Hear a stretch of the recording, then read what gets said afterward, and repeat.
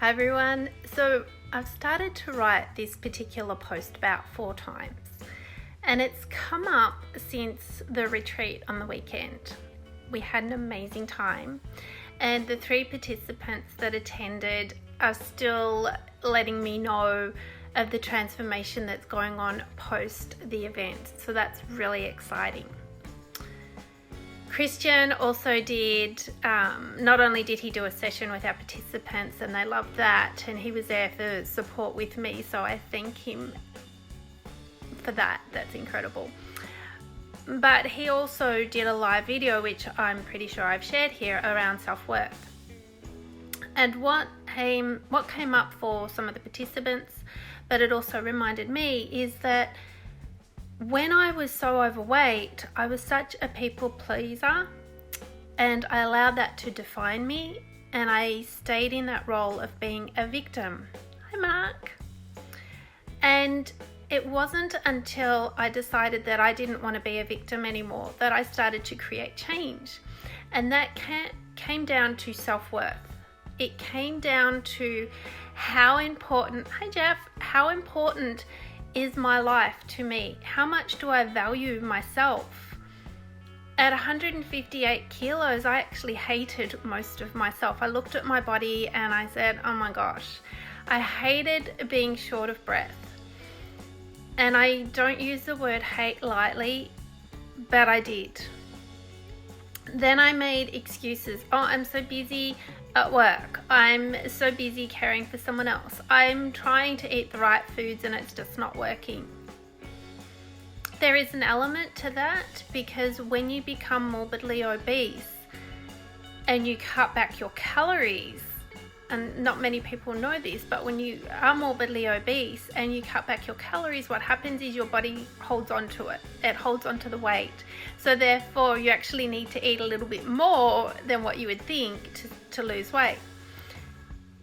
But when you're so overweight, exercise is a problem as well. And it's so easy to become a victim in that. It is so easy to make excuses and to continue being that people pleaser because you don't have to think about yourself. And I did that.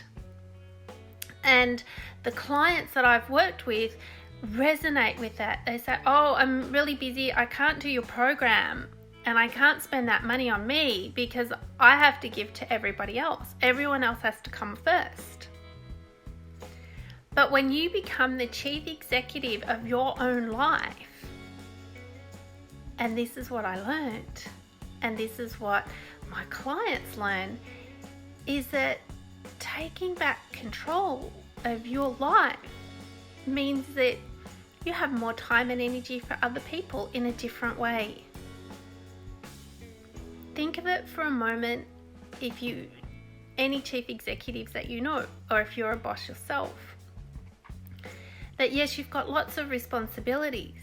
However, it's around prioritizing what's important, what needs to be done today, could be done today, should be done today, and looking at the bigger picture. Taking time to believe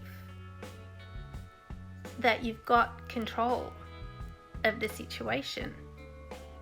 And what I'm particularly referring to is your life. The moment that I see people take control of their life and they get a mentor, they get a coach, they do a program that they believe in, that they've watched that person for a while and they see the results, and it's not just another program that's churned out that's not personalized. That's why my programs are personalized, because one shoe doesn't fit all. Moving from being a people-pleasing person, being a victim of your own life, to the chief executive of your own life. Think about it for a moment, the empowering feeling that you have. What other words come up for you when you think about taking back control of your life? Feel free to leave me a comment. Breathe into it. Take a moment. Ask yourself the question, what does living the best version of my life mean to me? What does it give you?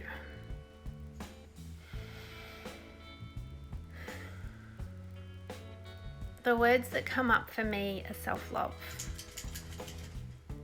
self-respect. And as I breathe into it a little more, I feel so connected to those words. And if I took some time, which I do each night, and give gratitude for the day it's been, and each morning I set clear intentions of my day. Now sometimes my intentions and my gratitudes match up, sometimes they don't, but both of those are okay. Because I'm honouring who I am, and as you honour who you are and what's right for your life, slow down and breathing into it, you might be surprised at how much you do have to be grateful for. So I've decided that I'm going to write a blog on this particular topic of moving from being a people pleaser and victim to the chief executive. On the weekend, Christian used the example when talking with the participants at the workshop about the Lion King and the importance of sometimes moving away to find your mentor. And for me, taking that a little bit further is that sometimes when you step away from the norm, the everyday, you're quite surprised at who your mentor ends up being. Because your mentor might not look like the traditional sense of a mentor or a coach or a counsellor. They could be completely different, and you may be surprised by that. But how exciting is that? How exciting is it to go out there and be open to the possibilities of who walks into your life? To be open and to let go of the judgments and the criticisms, to just completely be open.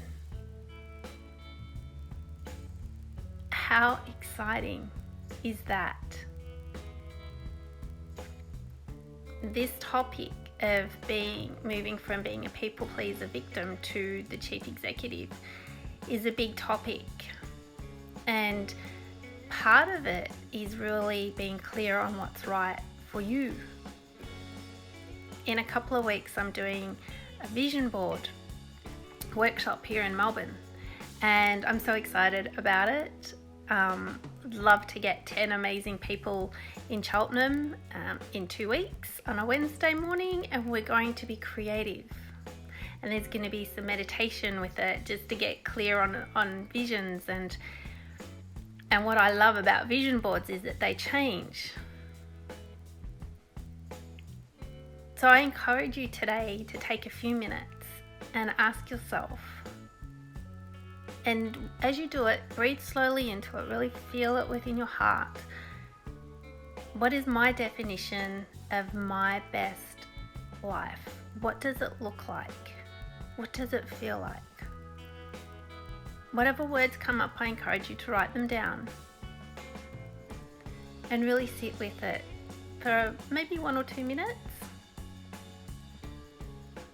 If you want to come back and share with me what came up for you, I'd love you to do that. As I keep producing more and more work and more programs, but they're just different levels of the programs, is that I continue to add content and value to them, because as I continue to learn, I like to pass it on to people. And I love hearing the results that people get and how it continues to move forward. So where are you sitting in your life? Are you sitting being a people pleaser? Are you sitting being a victim? Or are you the chief executive? Maybe you're somewhere in the middle. I'd love to know. this resonates with you, let me know. Give me a like, give me a love, give me a comment. I learn and grow from each of you, so I love hearing back from you. If it doesn't resonate, that's cool. It's all good. It'd be boring if we were all exactly the same. So thanks for watching, and I look forward to connecting with each of you, whether it be here, whether it be on my public page, whether it be in one of my membership groups. Somewhere along the line we'll get to chat, and I look forward to that. So thank you for watching, and as I said, if it resonates, give me a like, give me a love. If it doesn't, it's cool, all good.